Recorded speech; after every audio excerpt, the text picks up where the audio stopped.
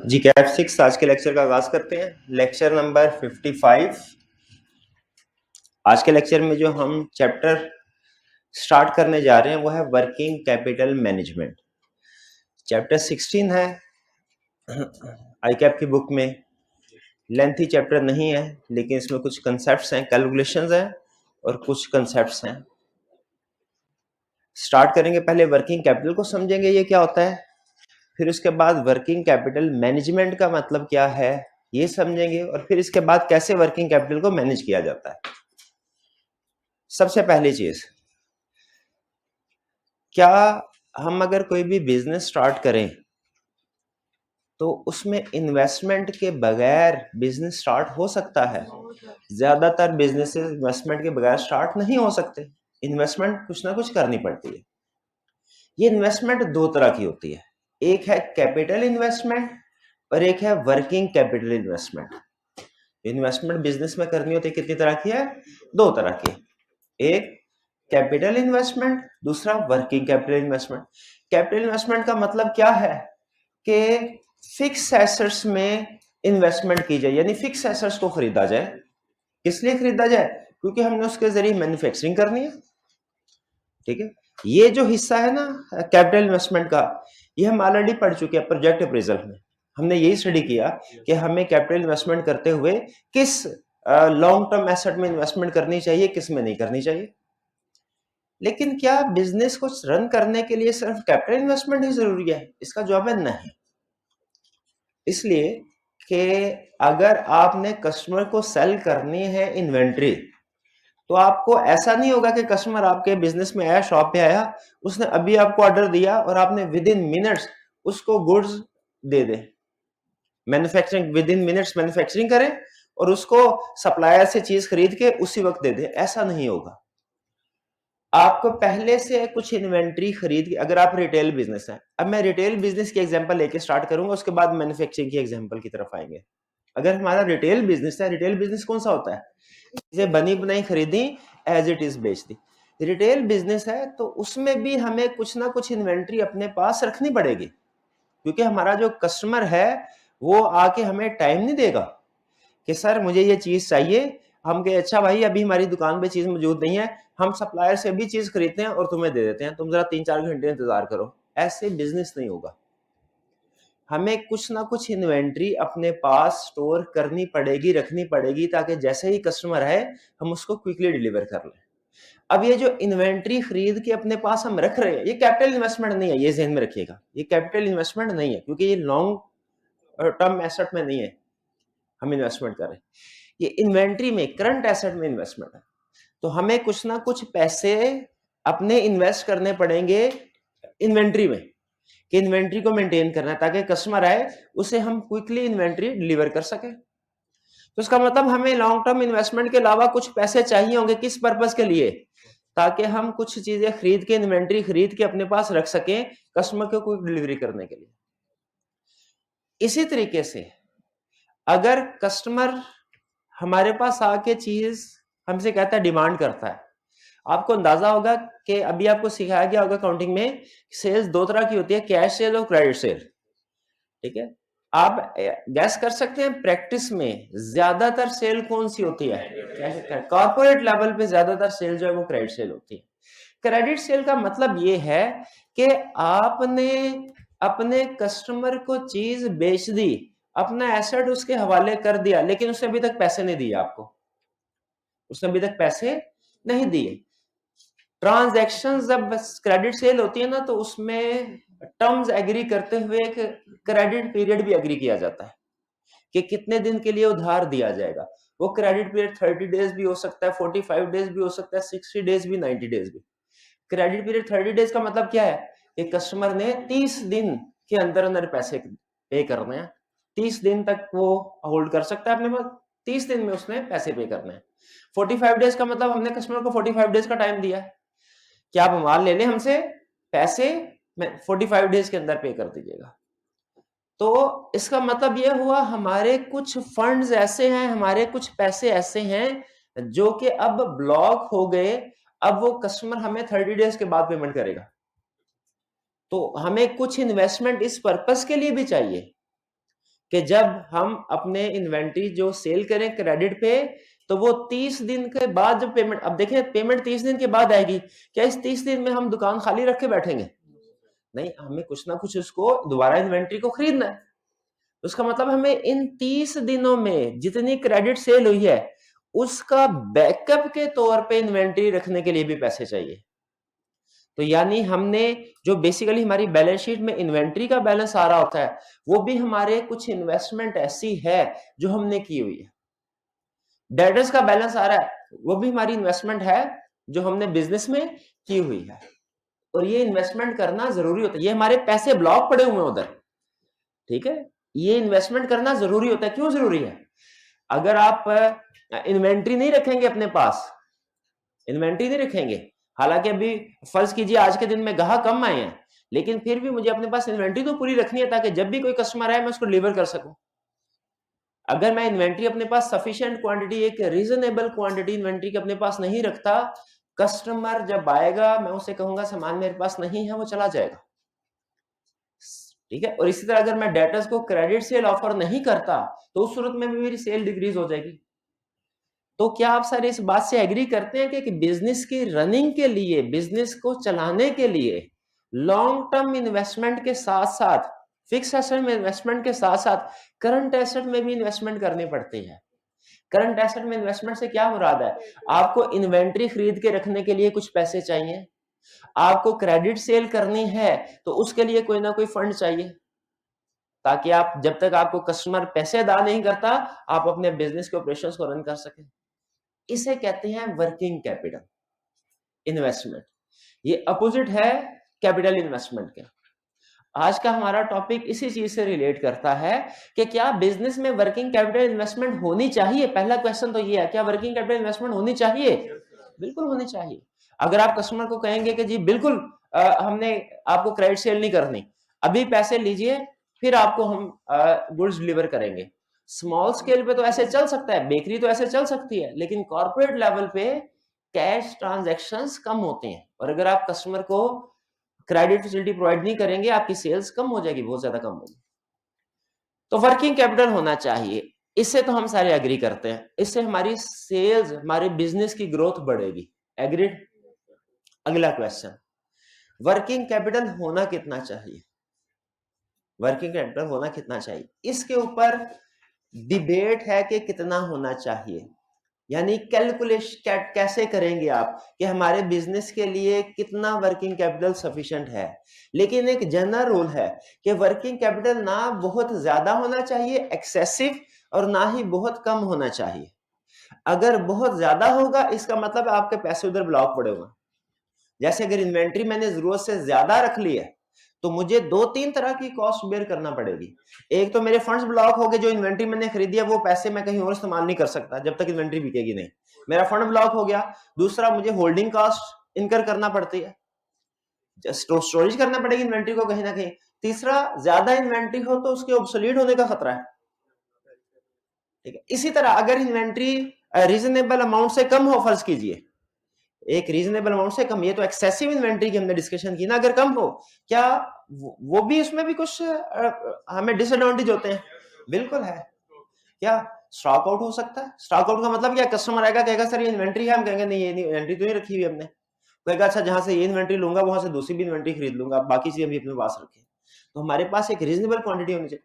और एक और भी डिसएडवांटेज हो सकता है, थोड़ी थोड़ी इन्वेंट्री खरीदेंगे तो समटाइम एक जो बल्क डिस्काउंट सप्लायर ऑफर करते हैं आप उसको अवेल नहीं कर सकेंगे। तो कंक्लूजन हम इस पर पहुंचे कि वर्किंग कैपिटल में हर बिजनेस को इन्वेस्टमेंट करना पड़ती है, वर्किंग कैपिटल होना चाहिए, और इसकी जो अमाउंट है वो भी एक रीजनेबल होनी चाहिए, ठीक है। अब आइंदा डिस्कशन में हम यही चीज सीखेंगे कि हम कैसे किसी भी बिजनेस का वर्किंग कैपिटल कैलकुलेट कर सकते हैं, और कैलकुलेट करने के बाद हमें कैसे पता चलता है कि ये जरूरत से कम है या जरूरत से ज्यादा, और अगर कम या ज्यादा है, असल चीज यहां पे आएगी मैनेजमेंट। मैनेजमेंट इस चीज का नाम है, और कि अगर जरूरत से कम या ज्यादा है वर्किंग कैपिटल तो फिर हमें क्या स्ट्रेटजी अडॉप्ट करनी चाहिए उसको एक रीजनेबल लेवल पे लाने के लिए। तो इस पूरे चैप्टर वर्किंग कैपिटल मैनेजमेंट में हम क्या चीजें सीखेंगे? सबसे पहले वर्किंग कैपिटल होता क्या है, सबसे पहली चीज क्या सीखेंगे? वर्किंग कैपिटल होता क्या है। दूसरे नंबर पे हम वर्किंग कैपिटल को कैलकुलेट कैसे करेंगे, वर्किंग कैपिटल को कैलकुलेट कैसे करेंगे, ये कैलकुलेशन वाले काम में कैलकुलेटर यूज होगा। और तीसरे नंबर पे कैलकुलेशन के बाद अगर हमें पता चलता है कि ये वर्किंग कैपिटल जरूरत से कम या जरूरत से ज्यादा है, तो हमें क्या स्ट्रेटजी अडॉप्ट करनी चाहिए। तीन चीजें सीखेंगे इस पूरे चैप्टर में। कितनी चीजें सीखी हमने? तीन। कौन कौन सी भाई जल्दी से बताइए, कौन कौन सी चीज सीखनी है? वर्किंग कैपिटल क्या है, इसमें क्या क्या चीजें शामिल होती है। दूसरा, वर्किंग कैपिटल की कैलकुलेशन कैसे होती है, इसके डिफरेंट पार्ट्स की, एलिमेंट्स की। और तीसरा, स्ट्रेटजी, अगर वर्किंग कैपिटल कैलकुलेट करने के बाद हमें पता चलता है जरूरत से कम या ज्यादा है, तो हम क्या स्ट्रेटजी अडॉप्ट करें। ठीक है, सबसे पहले आते हैं वर्किंग कैपिटल। वर्किंग कैपिटल को डिफरेंट वेज में डिफाइन किया जाता है, लेकिन जो सबसे बेहतरीन डेफिनेशन हमें दी गई है वो ये है कि working capital is equal to current assets minus current liabilities. Working capital ध्यान में रखिए, वर्किंग कैपिटल का ताल्लुक करंट वाले पोर्शन से है, नॉन करंट से नहीं है। क्यों भला? नॉन करंट का ताल्लुक किससे है? कैपिटल इन्वेस्टमेंट से। तो वर्किंग कैपिटल इन्वेस्टमेंट क्या है? Current assets minus current liabilities. Clear? अच्छा, करंट एसेट्स में कौन कौन से आइटम्स शामिल होती हैं, कंपोनेंट्स कौन कौन से? बहुत से हैं, कैश है, बैंक है, डेटर्स हैं, इन्वेंटरी है, शॉर्ट टर्म इन्वेस्टमेंट है, वगैरह वगैरह, प्री पेमेंट्स है। शाबाश। करंट लायबिलिटीज में कौन कौन सी चीजें शामिल? क्रेडिटर्स, अक्रूवल्स और शॉर्ट टर्म ओवरड्राफ्ट वगैरह। ठीक है, करंट एसेट्स और करंट लायबिलिटी के साथ तो आप फेमिलियर है।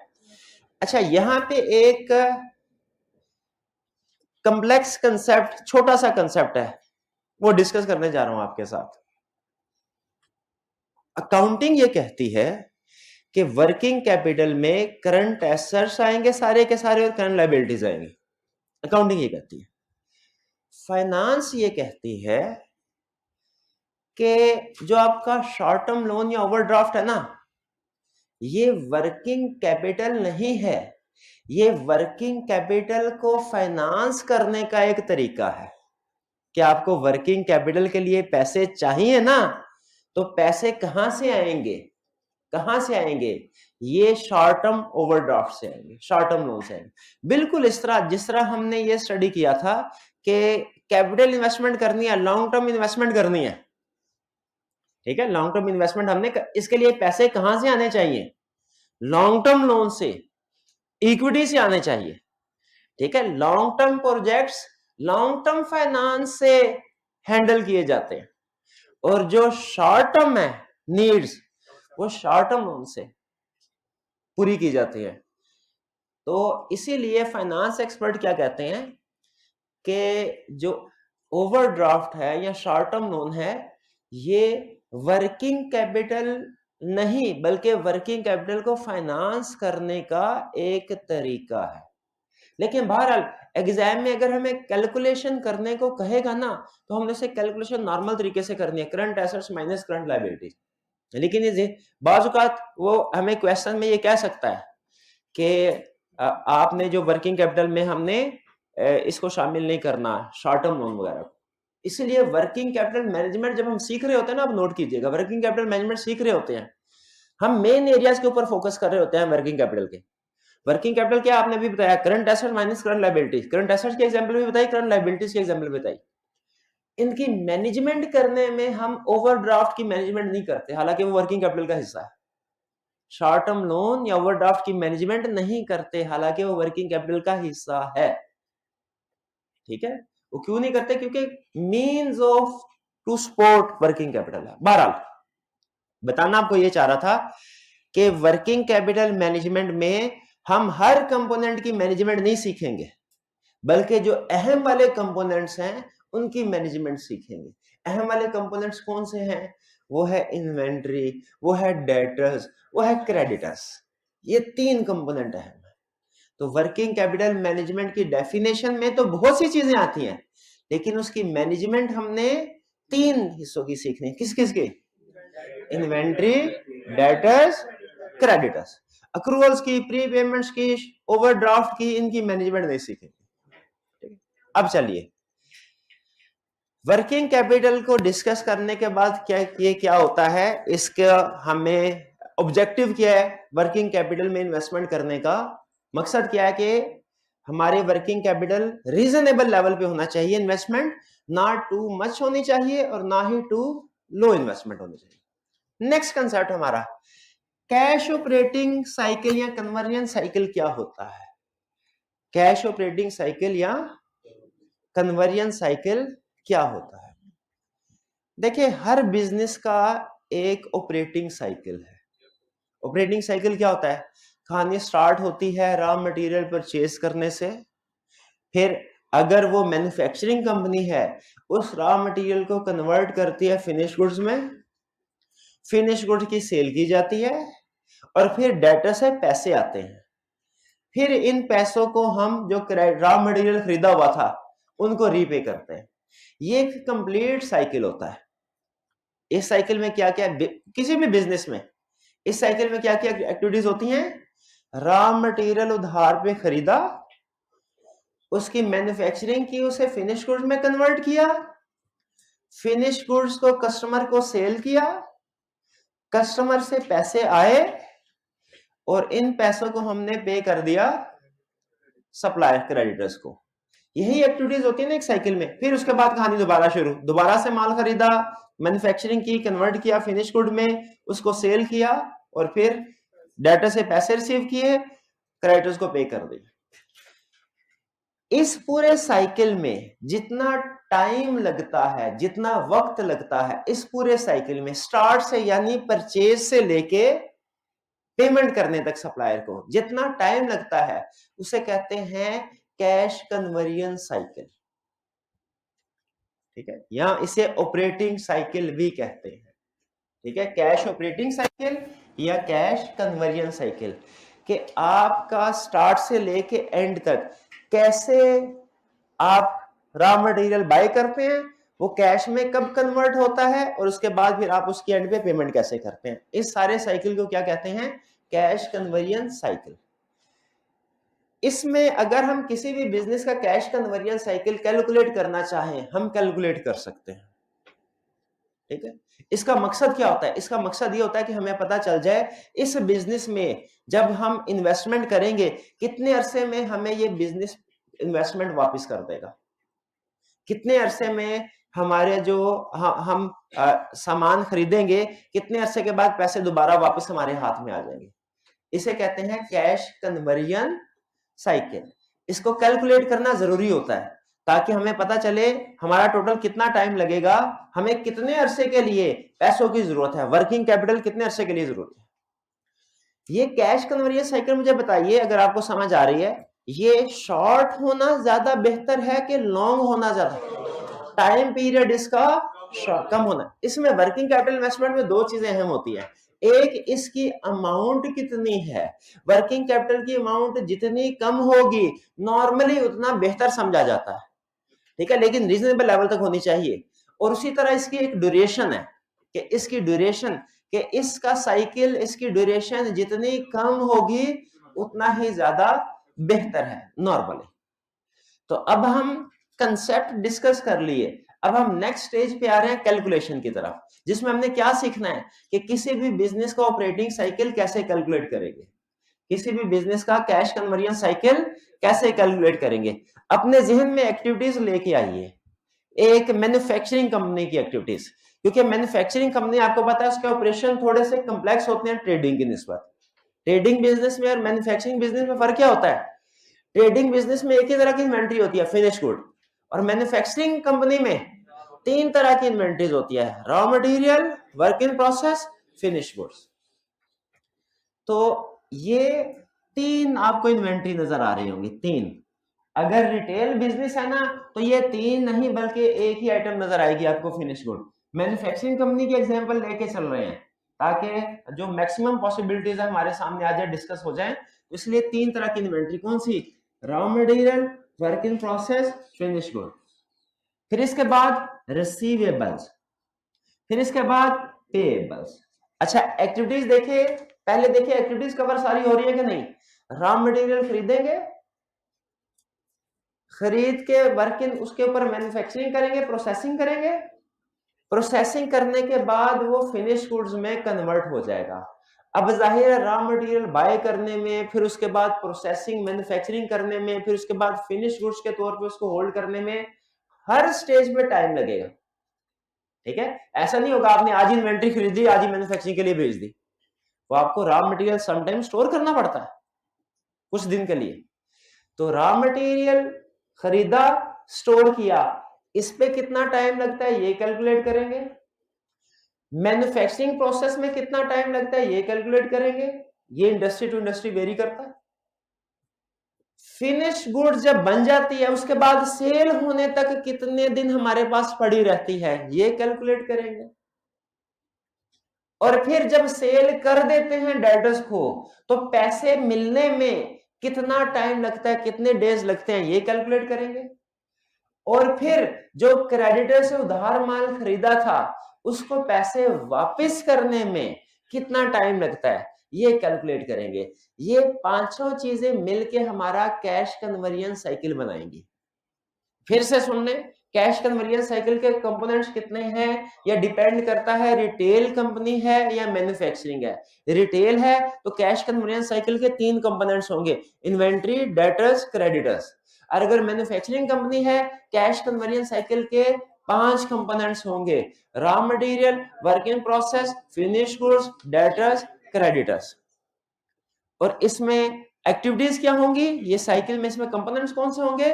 सबसे पहले हम कैलकुलेट करेंगे रॉ मटेरियल जब हम बाय करते हैं उस वक्त से लेके हमारी फैक्ट्री में प्रोसेसिंग मैन्युफैक्चरिंग वाले डिपार्टमेंट में जाने तक हमारे वेयर हाउस में रॉ मटेरियल कितने दिन रहता है वो दिन काउंट करेंगे। फिर इसके बाद मैन्युफैक्चरिंग डिपार्टमेंट में पहुंचने के बाद स्टार्ट से लेके उसको कंप्लीट होने तक कितना टाइम लगता है, मैन्युफैक्चरिंग पीरियड कितना है ये कैलकुलेट करेंगे। सुई बनाने का मैन्युफैक्चरिंग पीरियड डिफरेंट हो सकता है, गाड़ी बनाने का मैन्युफैक्चरिंग पीरियड डिफरेंट हो सकता है, दोनों के डेज डिफरेंट होंगे। फिर इसके बाद जब फिनिश गुड्स में कन्वर्ट हो जाए तो सेल होने तक कितना टाइम लगता है ये कैलकुलेट करेंगे। ये भी हमारे ऑपरेटिंग साइकिल का हिस्सा है ना, ये कैलकुलेट करेंगे। और फिर सेल होने के बाद कैश रिसीव होने तक कितने दिन लगते हैं ये कैलकुलेट करेंगे। और फिर जब कैश रिसीव हो गया तो जिनसे खरीदा है, जिनको बेचा है उनसे कैश रिसीव करना है, तो जिनसे खरीदा है उनको कैश पे भी तो करना है, तो पे करने में कितना टाइम लगता है ये कैलकुलेट करेंगे। इन सबको जब सम करेंगे, ये डिफरेंट एक्टिविटीज है ना, इन सबको जब सम करेंगे, ऐड करेंगे तो क्या बन जाएगा हमारे पास, बिजनेस का टोटल कैश साइकिल या कन्वर्जन साइकिल। ठीक है, यही हमारी वर्किंग कैपिटल मैनेजमेंट की बेस है। पहले हम ओवरऑल डेज कैलकुलेट करेंगे कि पूरे बिजनेस के कैश कन्वर्जन साइकिल या ऑपरेटिंग साइकिल में कितने डेज हैं। और जब हमें लगेगा ये डेज तो ज्यादा है, फिर हम डिटेल्ड में ड्रिल डाउन करेंगे, ये डेज ज्यादा है तो किसकी वजह से ज्यादा है, क्या ये डेज इस एक्टिविटी की वजह से ज्यादा हो रहे हैं, क्या ये डेज इस एक्टिविटी की वजह से ज्यादा है, इसकी वजह से ज्यादा है। जिस एक्टिविटी की वजह से ज्यादा होंगे फिर उसके ऊपर फोकस करेंगे। क्लियर हो रहा हमारा तरीकाकार क्या करना है। इसमें एक चीज सिर्फ ध्यान में रखिएगा, ये सारी चीजें हमारा एसेट है, एसेट वाली साइड।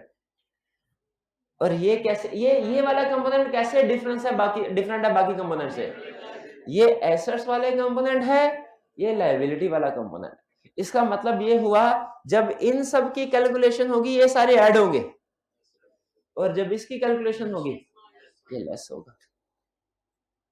तो हमने किसी भी बिजनेस का अगर कैश ऑपरेटिंग साइकिल कैलकुलेट करना है जिसमें कैश रिसीविंग भी शामिल है, पेमेंट भी शामिल है, तो हमें 1 2 3 4 5 कंपोनेंट्स का टाइम कैलकुलेट करना पड़ेगा। फिर इन सबको ऐड करेंगे, पूरी बिजनेस का ऑपरेटिंग साइकिल निकल आएगा। एग्रीड। चलिए कौन कौन सा, raw material, work in process, finish goods, receivables, payables. Raw material का साइकिल कैलकुलेट करने के लिए डेज में हम सबकी कैलकुलेशन करने के लिए हम रेशोज यूज करेंगे। Raw material turnover ratio, raw material के डेज कैलकुलेट करने के लिए कौन सी रेशो यूज करनी है? Raw material turnover ratio. Work in process के डेज कैलकुलेट करने के लिए कौन सी रेशो यूज करें? Work in process turnover ratio. Finish goods का डेज कैलकुलेट करने के लिए कौन सी रेशो यूज करनी है? फिनिश गुड या इन्वेंट्री टर्नओवर रेशो। डेटर्स के डेज कैलकुलेट करने के लिए कौन सी रेशो यूज करनी है? Debtor turnover ratio. क्रेडिटर्स के डेज कैलकुलेट करने के लिए कौन सी ratio? Creditor turnover ratio. Clear? अच्छा, अब बताइए कि क्रेडिटर टर्नओवर रेशो कैसे कैलकुलेट? अच्छा, ये टर्नओवर रेशो आपने अकाउंटिंग में पढ़ा होगा, डेज में भी कैलकुलेट होती है, टाइम्स में भी कैलकुलेट होती है। हमने ऑपरेटिंग साइकिल में कौन सी रेशो? हमेशा डेज की रेशो यूज। अगर वो आपको इनकम स्टेटमेंट बैलेंस शीट की फिगर्स दे देना, अमाउंट्स, तो इसका मतलब है कैलकुलेशन आपने खुद करनी है। आपने जो कैलकुलेशन करनी है वो हमेशा डेज में करनी है, यानी फॉर्मूला वो यूज करना है जो डेज वाला। और अगर वो आपको टाइम्स में रेशो दे दे तो आपने उसे डेज में कन्वर्ट करना है। मैं अभी आज के लेक्चर में आपको सिर्फ डेज की कैलकुलेशन समझाऊंगा, कल फिर आपको बता दूंगा टाइम्स की कैलकुलेशन कैसे होती है। आपने शायद पहले पढ़ा होगा, लेकिन जाहिर डिस्कस करना है क्लास। तो डेटर्स टर्नओवर रेशो कैसे कैलकुलेट होती है डेज में? Debtors divided by sales. हाँ, और अगर तो उसने कैश सेल और क्रेडिट सेल लहदा दिया हुआ है तो हम क्रेडिट सेल से डिवाइड करते हैं, और अगर लहदा नहीं दिया तो हम कहते हैं कि जी टोटल सेल अज्यूम करते हैं क्रेडिट सेल्स है। तो मैं यहाँ पे अज्यूम कर रहा हूं कि जितनी भी सेल्स होगी और परचेज होगी वो सारी क्रेडिट ही है। लेकिन अगर क्वेश्चन में उसने लहदा दी हो कैश सेल जितनी है क्रेडिट सेल जितनी है, तो हम सिर्फ क्रेडिट सेल को लेके चलते हैं। लेकिन नॉर्मली जैसे मैंने पहले बताया, कॉर्पोरेट लेवल पे जो ज्यादातर सेल्स होती हैं वो क्रेडिट सेल्स ही होती हैं, तो अज्यूम कर रहा हूं मैं credit sales. Debtors turnover ratio का फॉर्मूला क्या हुआ? Debtors divided by sales multiplied by days में कैलकुलेशन करनी है तो 365 डेज से मल्टीप्लाई जरूर करना। ये आ जाएगी हमारी डेटर टर्नओवर रेशियो डेज में। इसका मतलब क्या होता है कि हमारे डेटर्स इतने दिनों में हमें पैसे दे रहे हैं। अगर डेटर टर्नओवर रेशियो कैलकुलेट करें और आंसर आए 35 डेज, इसका मतलब क्या है? हम जब क्रेडिट सेल करते हैं तो हमारे डेटर्स हमें 35 डेज में पैसे दे देते हैं। क्रेडिटर टर्नओवर रेशियो का फॉर्मूला क्या होगा? Creditor divided by sales. पर नहीं, इसमें सेल्स क्यों नहीं किया? क्योंकि डेटर्स का ताल्लुक सेल्स से है, डेटर और सेल्स का आपस में ताल्लुक है, क्रेडिटर और परचेजेस का ताल्लुक है। ठीक है, क्रेडिटर, इसका मतलब डिनोमिनेटर जो है वो रेशियो के लिहाज से चेंज होगा। तो क्रेडिटर टर्नओवर रेशियो का फॉर्मूला क्या हुआ? Creditors divided by purchases multiplied by 365। Debtor turnover ratio days का फॉर्मूला क्या? Debtor divided by sales multiplied by 365। Creditor turnover का फॉर्मूला क्या हुआ? Creditor divided by purchases multiplied by 365। चलिए, अच्छा, वो कहता है जी अगर आपके पास ऑप्शन हो ना तो एवरेज फिगर को यूज करना ज्यादा बेहतर है। Average debtor, average creditor, average inventory को यूज करना ज्यादा बेहतर है। लेकिन नॉर्मली क्वेश्चंस में हम क्लोजिंग फिगर को यूज करते हैं। ठीक है, क्योंकि कुछ अगर उसने क्वेश्चन में 2 साल दिए, फॉर एग्जांपल 2 साल का डाटा, आप करंट ईयर की एवरेज को कैलकुलेट कर सकते हैं प्रीवियस ईयर के साथ ऐड अप करके, प्रीवियस ईयर की एवरेज नहीं कर सकते। तो फिर कंपैरिजन नहीं बनता लाइक विद लाइक का। यहां तो आपने सारी एवरेज फिगर यूज करें, इस साल की भी और पिछले साल की भी, या फिर अगर आप नहीं कर सकते एवरेज फिगर यूज तो फिर क्लोजिंग बैलेंस के साथ ही कैलकुलेशन करें। तो हम जो कैलकुलेशंस कर रहे होंगे वो क्लोजिंग बैलेंस। यहाँ पे एवरेज क्यों लिखा है कि वो कहते हैं थ्योरेटिकली एवरेज फिगर यूज करना ज्यादा बेहतर होता है। बाज़ औक़ात सीजनल वेरिएशंस होती हैं उनकी वजह से एवरेज की।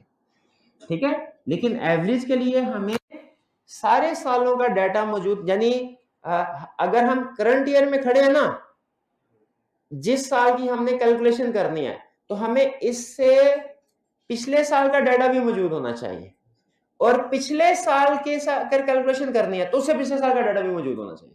तो बाज़ औक़ात क्या करता है, आप मुझे बताइए, ये 2021 की फिगर दी, 22 की फिगर दी, 21 में आप एवरेज की फिगर यूज कर सकते हैं।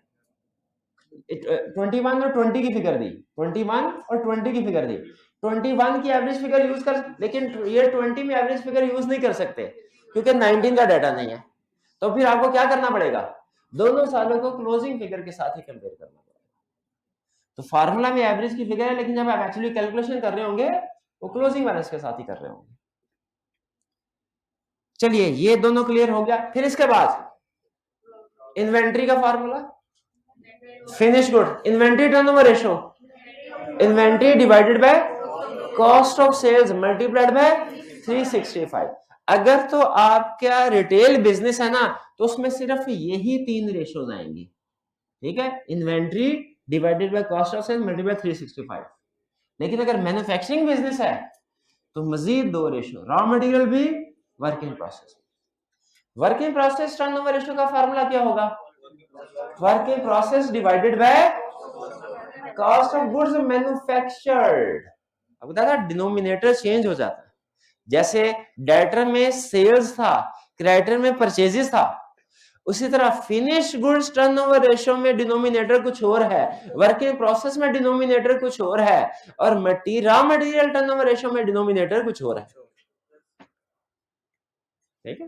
रॉ मटेरियल में डिनोमिनेटर क्या होगा? परचेजेस। वर्क इन प्रोसेस में डिनोमिनेटर क्या होगा? Cost of goods manufactured. और फिनिश गुड में क्या होगा? कॉस्ट ऑफ गुड्स सोल्ड, ठीक है। और फिर उसको एज यूजुअल 365 से मल्टीप्लाई करना।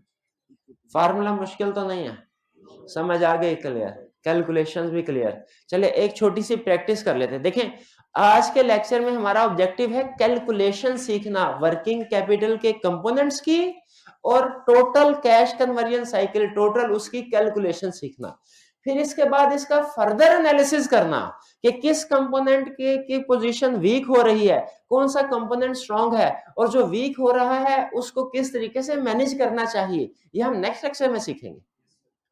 यूं कह लीजिए आज कैलकुलेशन सीखनी है, इंटरप्रिटेशन उसकी मैनेजमेंट, स्ट्रेटजी मेकिंग, वो हमारा कल के लेक्चर का हिस्सा होगा। तो ये कैलकुलेशन सारी क्लियर होगी। चलिए अब ऐसा करते हैं कि एक न्यूमेरिकल क्वेश्चन कर लेते हैं ताकि हमें तसल्ली हो जाए कि हम ये कैलकुलेशन एग्जाम में करने के काबिल हैं। आपको जो नोट शेयर किए गए ना, इसमें अगर आप देखें तो पेज 3 पे क्वेश्चन 1 है, पेज 3 पे क्वेश्चन 1 नजर आ रहा है आपको? जी बिल्कुल। तो इसके हमने ऑपरेटिंग साइकिल कैलकुलेट करना है। अभी आप इसको एक दफा रीड कर लें और कोशिश कीजिए कि आपको 5 मिनट का टाइम दे रहा हूं, कोशिश कीजिए कि आप इसका ऑपरेटिंग साइकिल इन्हीं कंपोनेंट्स का इसी फॉर्मेट में ये एक टेबल बना ले, इसमें फार्मूला चाहे ना लिखें अगर फार्मूला आपको आता है, लेकिन इसी फॉर्मेट में यहाँ पे कंपोनेंट का नाम लिखें, फिर आगे इसकी कैलकुलेशन करें और यहाँ पे डेज लिखें, डेज कितने हैं, और टोटल करके मुझे बताइए कि आपका टोटल जो पीरियड है वो कितना होता है। ये आपकी असाइनमेंट, अभी 5 मिनट है आपके पास, इसको कीजिए। ये पॉज कीजिएगा थोड़ी देर। जी कैलकुलेशन आपने कर ली होगी, कम से कम 1 साल की तो कर ली होगी, दोनों की कर लिया, शाबाश। कितने स्टूडेंट्स हैं जिन्होंने दोनों सालों की कैलकुलेशन कर लिया? शाबाश। और कितने स्टूडेंट्स हैं जिन्होंने 1 या 2 साल, कम से कम 1 साल की कर ली है कैलकुलेशन? चलिए मेजोरिटी ऑफ स्टूडेंट्स ने कर लिए। चलिए देखते हैं, आप कंपेयर करते हैं इसको और आप मुझे बताते रहिएगा कि आंसर मैच होता है कि नहीं। 21, सबसे पहले 21 की करते हैं, यहाँ पे डेज की कैलकुलेशन करते हैं हम 2021, और यहाँ पे कैलकुलेशन कर लेंगे 2022 की।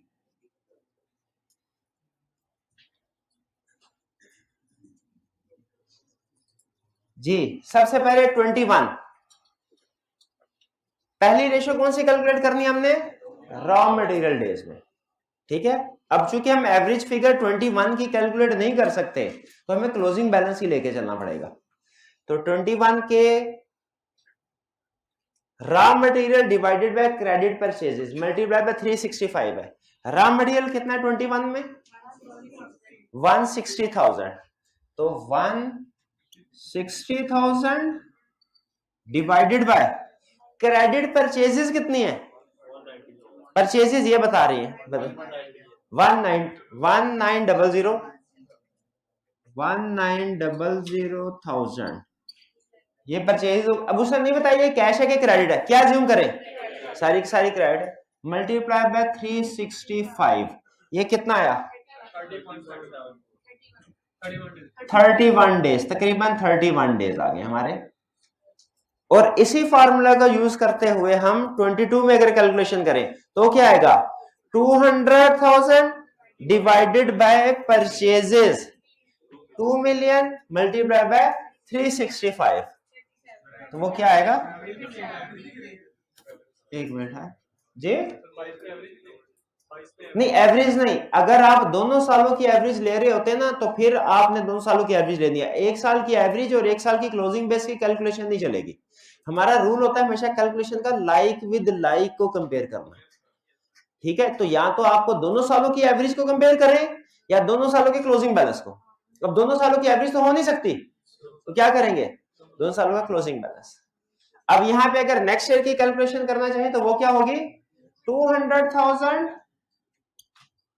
Divided by 2 million multiplied by 365, ये 22 की कैलकुलेशन कितनी आई, 37 डेज। ये क्लियर, इसमें कोई प्रॉब्लम। फिर इसके बाद वर्किंग प्रोसेस। अच्छा मुझे ये बताइए, इस क्वेश्चन में तो उसने परचेजेस दे दिया, अगर किसी क्वेश्चन में वो परचेजेस ना देता, सिर्फ एक फिगर देता है कॉस्ट ऑफ सेल्स, तो आप क्या कर, आप कॉस्ट ऑफ सेल्स को यूज कर लेते हैं, मजबूरी है ना, फिर कॉस्ट ऑफ सेल्स को ही यूज कर लेते हैं जी। हाँ नॉर्मली वो कॉस्ट ऑफ जो गुड्स जो परचेजेस है उसकी फिगर देगा, लेकिन फर्ज कीजिए किसी क्वेश्चन में अगर परचेजेस की फिगर नहीं देता तो आपने क्या करना है, कॉस्ट ऑफ सेल्स की बेस पे ही कैलकुलेशन कर लेना है। Next average working process days, क्या फार्मूला है, working process divided by cost of goods manufactured. Cost of goods manufactured उसने दी हुई है क्या, नहीं, वर्किंग प्रोसेस कितना है 21 में 220,000, ये 21 की कैलकुलेशन आपके सामने मैं करूंगा, 22 की आपको ऑटोमेटिकली समझ लग जानी चाहिए। तो 21 में वर्किंग प्रोसेस कितना है 220,000 divided by cost of goods manufactured, दी है उसने 21 में, नहीं दी, नहीं दी, तो मजबूरन क्या करेंगे हम, कॉस्ट ऑफ सेल्स की बेस पे कैलकुलेशन कर लेंगे। कॉस्ट ऑफ सेल्स कितनी है 1870000 मल्टीप्लाई बाय 365, ये 21 के कितने डेज आ गए, 43 डेज आ गए, और 22 में इसी तरह कैलकुलेशन 65 आ गए। किसी स्टूडेंट को इसमें प्रॉब्लम कोई, पक्की बात है कोई प्रॉब्लम नहीं है, आगे चलते हैं। फिनिश गुड्स इन्वेंट्री, फार्मूला क्या है, finish goods divided by cost of sales, यहां पे फिनिश गुड्स कितनी है 21 के 350,000 और cost of sales 1870, 350,000 divided by 1870,000 multiply by 365, 21 में कितना 68 डेज और 22 67 डेज।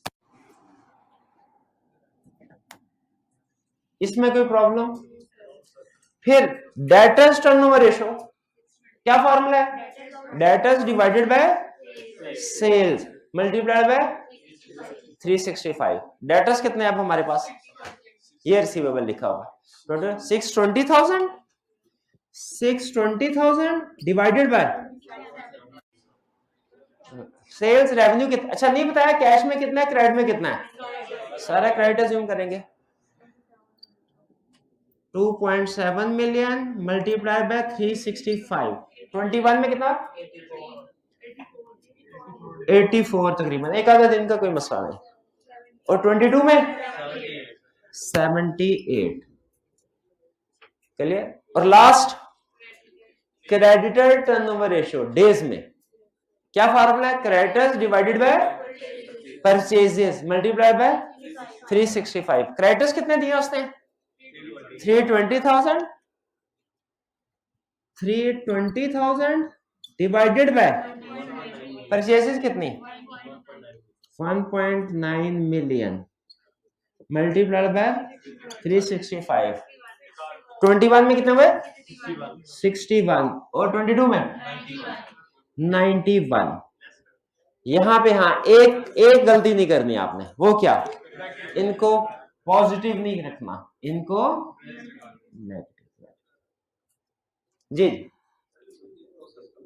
जी जी। वर्क इन प्रोसेस में परचेजेस को क्यों नहीं लिया? क्योंकि देखिए वर्क इन प्रोसेस में चूंकि दूसरे एलिमेंट्स भी ऐड हो चुके होते हैं, सिर्फ रॉ मटेरियल का एलिमेंट नहीं है, ओवरहेड्स वगैरह भी पोर्शन, लेबर भी, तो इसलिए कॉस्ट ऑफ गुड्स मैन्युफैक्चर्ड ज्यादा बेहतर बेंचमार्क होता है उसकी कैलकुलेशन के लिए। तो वर्क इन प्रोसेस में जब आपने डिवाइड करना है रॉ मटेरियल से नहीं करना। जी जी बिल्कुल।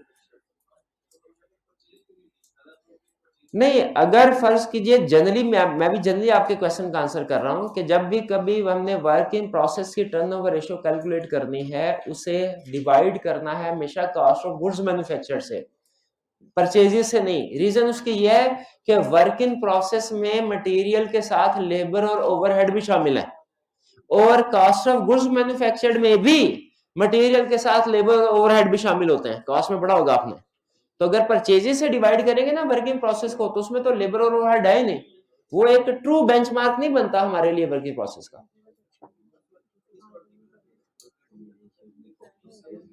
हाँ जी हाँ जी बिल्कुल, कॉस्ट ऑफ गुड्स मैन्युफैक्चर्ड नहीं थी इसलिए हमने मजबूरन कॉस्ट ऑफ सेल्स ली। नहीं, ज्यादा अप्रोप्रिएट परचेजेस लेना नहीं है, वर्किंग प्रोसेस के केस में परचेजेस नहीं लेनी हमने, ठीक है। अच्छा अब कैलकुलेट कीजिए कितने डेज बनते हैं? 165 और 22 में 156, ये नोट कर लीजिए, ये हमारा आंसर है डेज में। अच्छा अब मुझे बताइए, आपको लग रहा है कि इस साल में, यहां पे हमारा क्वेश्चन कंप्लीट हो गया, अब होम असाइनमेंट नोट कर लें। हमारे आई कैप की बुक में सेल्फ टेस्ट क्वेश्चन 1 है, उसका पार्ट ए में आपसे कैलकुलेशन करवा रहा है 3 सालों की, ये आपकी होम असाइनमेंट है। और यही क्वेश्चन आपको नोट्स में भी मिल जाएगा क्वेश्चन 2 के नाम से। पेज है हमारा 7, पेज 7। आई कैप की बुक से करना चाहे वहां से कर लें, एग्जैक्ट क्वेश्चन यहाँ पे हमने प्रोड्यूस किया है, सिर्फ पार्ट बी नहीं करना। क्लियर ये? अच्छा मैं वैसे आपसे पूछता हूं, 1 मिनट चलते चलते एक सवाल का जवाब दे दीजिए। आपका इस साल आपका जो ऑपरेटिंग साइकिल है कम हो गया, 156 डेज पे आ गया, आपके लिए गुड न्यूज है कि बैड न्यूज? गुड न्यूज है, लेकिन स्टिल आप कंपोनेंट वाइज भी एनालिसिस करना चाहते हैं कि कौन सा कंपोनेंट बेहतर है। तो मुझे बताइए, जनरली बात कर रहा हूं, जनरली रॉ मटेरियल पिछले सालों में आपका 31 डेज में कन्वर्ट होता था, वर्किंग प्रोसेस वाले डिपार्टमेंट में जाता, अब 37 डेज में जा रहा है, bad. Work in process manufacturing time आपका पिछले साल 43 डेज में वर्क इन प्रोसेस से फिनिश गुड में कंप्लीट, यानी आपका टोटल मैन्युफैक्चरिंग प्रोसेस गुड्स जो बनती थी 43 डेज में बनती थी, इस साल कितने बने? 65। ये ज्यादा ही कुछ बैड लग रहा है, इसको हम क्वेश्चन मार्क एनालिसिस के लिए, क्वेश्चन मार्क का ये मतलब नहीं है कि कैलकुलेशन गलत है, क्वेश्चन मार्क का ये मतलब है कि हम अपने इसको इन्वेस्टिगेट करना है कि पिछले साल जब ये चीज 43 डेज में बनती थी, अब 65 डेज में क्यों बन रही है? फिनिश गुड्स इसमें कोई प्रॉब्लम नहीं है हमें, ठीक है, ये तकरीबन सेम है, यानी फिनिश गुड को सेल होने में 68 डेज लगते थे पिछली दफा, ऐसा 67, थोड़ा सा बेहतर है, जल्दी सेल हो रही है, एक दिन जल्दी सेल हो रही है। रिसीवेबल डेज गुड, पिछले साल 84 डेज में डेटर पेमेंट कर देते थे, इस साल से ये भी गुड है, ये भी गुड है, ये भी गुड है, ये थोड़ा सा इसको इन्वेस्टिगेट करने की जरूरत है, ज्यादा बड़ा मसला ये है। और फिर इसके बाद पेएबल डेज, ये आपके लिए गुड है या बैड? पिछले साल 61 डेज में क्रेडिटर को पेमेंट करते हैं, अब 91 डेज। अच्छा कितने स्टूडेंट्स के ख्याल में ये गुड है और कितनों के ख्याल में बैड है? बैड क्यों है आपके यहाँ? हाँ ये गुड इन द सेंस के फाइनेंस का एक जनरल रूल है, पैसे जितनी रिसीव करने ना, जितनी जल्दी कर लो उतना बेहतर है, और पे करने हैं जितना लेट करो उतना बेहतर है। तो वैसे ये गुड है, लेकिन इसमें एक थोड़ा सा मेरे जहन में ये शक भी आ रहा है कि कहीं ऐसा तो नहीं कि कंपनी के पास पैसे ही नहीं है और इस वजह से पेमेंट डिले कर रहे हैं। हो सकता है क्रेडिटर ने क्रेडिट टर्म 60 डेज से बढ़ा के 90 डेज कर दी हो, अगर ये है तो बहुत अच्छी बात है, लेकिन अगर क्रेडिट पीरियड उतना ही है और कंपनी के पास पैसे नहीं है, इस वजह से पेमेंट कर, तो ये बैड भी हो सकती है।